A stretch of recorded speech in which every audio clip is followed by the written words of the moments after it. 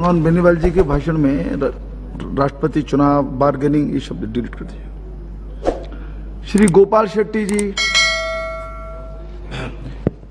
धन्यवाद अध्यक्ष जी, मुझे आपने इस बिल पर बोलने का अवसर दिया। जैसे मंत्री जी ने भी बताया और सभी सदस्यों ने बताया कि बिल छोटा सा है, लेकिन बिल का जो ग्रेविटी है वो बहुत बड़ा है कि न्यायालय के संबंधित विषयों में भी इस प्रकार की कमियां रहती है और इसको दुरुस्त करने के लिए बिल यहां पर आया है। मैं अन्य पहलू में न जाते हुए कोर्ट में और न्यायालयों में जो प्रकरण इन दिनों में चल रहे हैं, लॉ मिनिस्टर भी कहेंगे कि गोपाल शेट्टी बार बार इस मुद्दे पे आ रहे करके, लेकिन आज सुप्रीम कोर्ट ने फिर एक बार इस बात का संकेत दिया है जो रिजिजू ने परसों हाउस में कहा है। आने वाले दिनों में न्याय प्रक्रिया बहुत सरल हो, लोगों को आसानी से न्याय मिले, रिजनेबल रेट में मिले, कम पैसों में मिले, इस प्रकार की व्यवस्था सभी प्रकार के केसेस में होनी चाहिए। और खास करके ये फैमिली कोर्ट का जो बिल यहाँ पर आया है, फैमिली कोर्ट के भगवान करे हमारी जो भारतीय संस्कृति में पति पत्नी का जब शादी होता है तो 7 जन्मों का बंधन लिया जाता है, लेकिन इन दिनों में कुछ शादियां तो 7 महीने 7 बरस भी टिकती नहीं है और बहुत सारे इस प्रकार के मसले न्यायालय में चले जाते हैं। लेकिन न्यायालय में जाने के बाद में भी इतने लंबे समय तक उसका आर्गुमेंट चलता रहता है, तारीख पे तारीख गिरते रहता है, लेकिन फैसला आने में बहुत विलंब होता है। और दोनों पक्ष, चाहे वो लड़का हो या लड़की हो, और वो दोनों के घर वाले भी इतने परेशान होते हैं क्योंकि उनके आगे के फ्यूचर के बारे में कोई तय नहीं कर पाते हैं। मैं बहुत अगर खुलकर कहूं तो एक नई मानसिकता भी इन दिनों में विकसित तो होती जा रही है। मेरे मतदार संघ बोरेली के केस के अगर मैं उल्लेख करूं यहां पर, तो एक दोनों का डिस्प्यूट हो गया और लड़की जो है उसने पति को ही घर से बाहर निकाल दिया।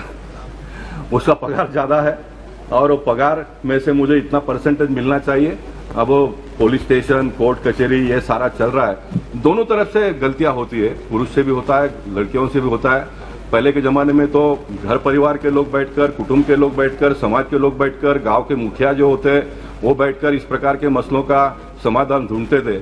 लेकिन अब एक सिस्टम इतना डेवलप हो गया है कि हर बात को हमको न्यायालय पर जाना पड़ता है और न्यायालय में जो कमियां और खामियां है, जजेस की कमियां हैं, न्यायालय की कमियां हैं और समय पर इसका निपटारा होता नहीं है, इसलिए बहुत परेशानियां झेलनी पड़ती है।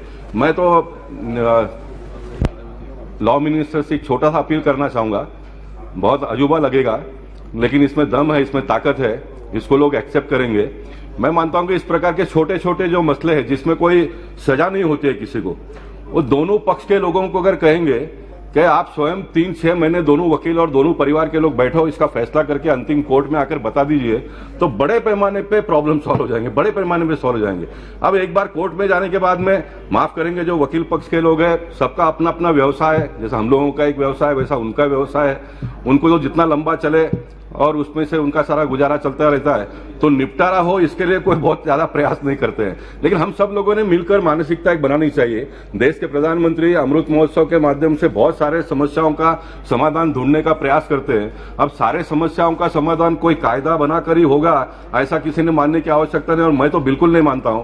मैं तो मानता हूं कि आउट ऑफ द कोर्ट सारे सेटल हो, बड़े बड़े जो खून मर्डर ये सारा किया गया जिसमें जुर्मा जेल में जाना पड़ता है लोगों को, उस प्रकार के सारे स्क्रूटिनाइज करके एक मामलों को अलग करके बाकी सारे जो मामले हैं दोनों वकील लोगों को बैठकर आप निपटारा कर लो ऐसा कहेंगे तो बड़े पैमाने में इसका एक हमको समाधान मिलेगा ऐसा मुझे लगता है। इस बिल के माध्यम से अध्यक्ष जी मुझे बोलने का अवसर दिया और मैंने एक अलग विषय को छेड़ा है, और इसलिए छेड़ा है कि हमारे जो न्याय मंत्री है वो बहुत ही बारीकाई से और बहुत ही लगन से इस प्रकार के काम में वो दिलचस्पी लेते हैं। और मुझे पूरा विश्वास है कि मेरा ये छोटा सा निवेदन को वो ध्यान में लेकर 15 अगस्त के पहले सुप्रीम कोर्ट और हाई कोर्ट क्या करेगा उसका मुझे पता नहीं है, लेकिन न्याय मंत्री कोई ना कोई समाधान ढूंढेंगे ऐसा आशा व्यक्त करता हूं। बहुत बहुत धन्यवाद। भारत माता की जय।